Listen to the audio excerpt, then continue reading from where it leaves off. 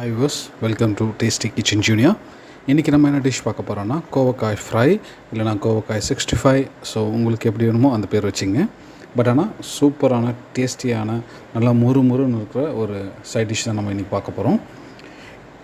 So நார்மலாகவே கோவக்காய் நம்ம செஞ்சு கொடுத்தோன்னா சாப்பிட மாட்டாங்க, ஏன்னா அது நிறைய பேருக்கு பிடிக்காது. பட் ஆனால் இந்த மாதிரி செஞ்சு கொடுத்தீங்கன்னா ரொம்ப விரும்பி சாப்பிடுவாங்க, சீக்கிரமாக காலியும் பண்ணிவிடுவாங்க. ஸோ அந்த டிஷ் எப்படி செய்யுதுன்னு இப்போ பார்ப்போம் வாங்க.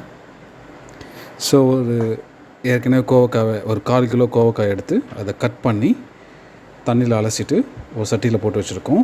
அது கூட கருவேப்பிலையும் ஆட் பண்ணி வச்சுருக்கோம் ஏற்கனவே. அப்புறம் ஒரு ஸ்பூன் மஞ்சள்தூள் ஆட் பண்ணியிருக்கோம். இது கூட இப்போ ஒரு ஸ்பூன் சீரகத்தூள் ஆட் பண்ணுறோம்.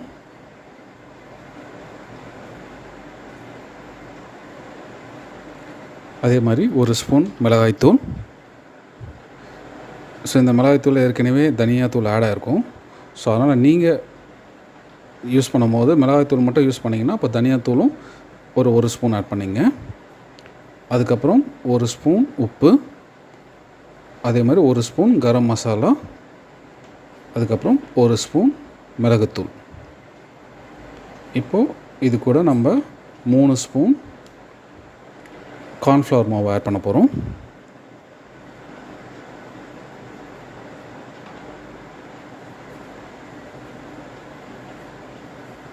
அதுக்கப்புறம் ஒரு 2 ஸ்பூன் தயிர்.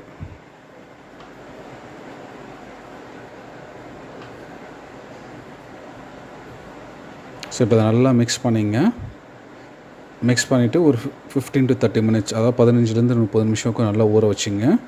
எவ்வளோ ஊறுதோ அதுக்கேற்ற மாதிரி மசாலா அந்த கோவக்காவில் இறங்கும்.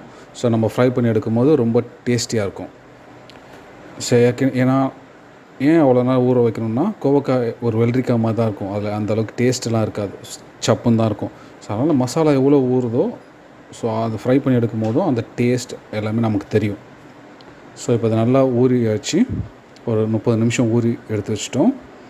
இப்போது இதை ஒரு கடாயில் எண்ணெய் ஊற்றி அந்த எண்ணெயை காய வச்சதுக்கப்புறம் போட்டு ஃப்ரை பண்ணி எடுக்க போகிறோம்.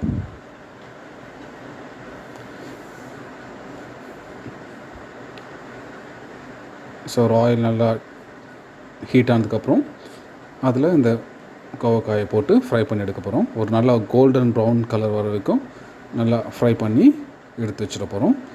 இதில் நம்ம கருவேப்பிலையும் சேர்த்து ஆட் பண்ணுறதுனால என்ன ஆகும்னா, அதுவும் நல்லா ஒரு முறுமுறுன்னு ஆகிடுறதுனால குழந்தைங்க அந்த கருவேப்பிலையும் சேர்த்து சாப்பிடுவாங்க. நார்மலாக பச்சையாக நம்ம ஒரு குழம்புலையோ இதில் போட்டால் அதை எடுத்து ஓரமாக வச்சுடுவாங்க. பட் ஆனால் இந்த மாதிரி கொடுக்கும்போது அந்த கருவேப்பிலையும் சேர்த்து சாப்பிடுவாங்க. ஸோ ஏன்னா அந்த கருவேப்பிலையிலையும் மசாலா இறங்கியிருக்கும், நல்லா மொறுமொறுன்னு இருக்கும். ஸோ ஒரு சிப்ஸ் சாப்பிட்ற மாதிரி எடுத்து சாப்பிட்ருவாங்க. ஸோ இந்த மாதிரி ஃப்ரை பண்ணி எடுத்து வச்சுடுங்க. இதை தயிர் சாத்தோடு சாப்பிட்டிங்கன்னா சூப்பராக இருக்கும். ஏன்னா நாங்கள் ட்ரை பண்ணியிருக்கோம். ஸோ ரொம்ப நல்லாயிருக்கும். அதே மாதிரி ஈவினிங்கில் ஸ்நாக்ஸ் மாதிரியும் குழந்தைங்களுக்கு செஞ்சு கொடுக்கலாம். ஸோ இந்த மாதிரி நல்லா ஃப்ரை பண்ணி எடுத்து வச்சுடுங்க. ஸோ இன்றைக்கி நம்ம சூப்பரான ஒரு கோவக்காய் 65 இல்லை கோவக்காய் ஃப்ரை பார்த்தோம். இதே மாதிரி இன்னொரு டிஷ்ஷோடு நம்ம இன்னொரு நாள் சந்திப்போம்.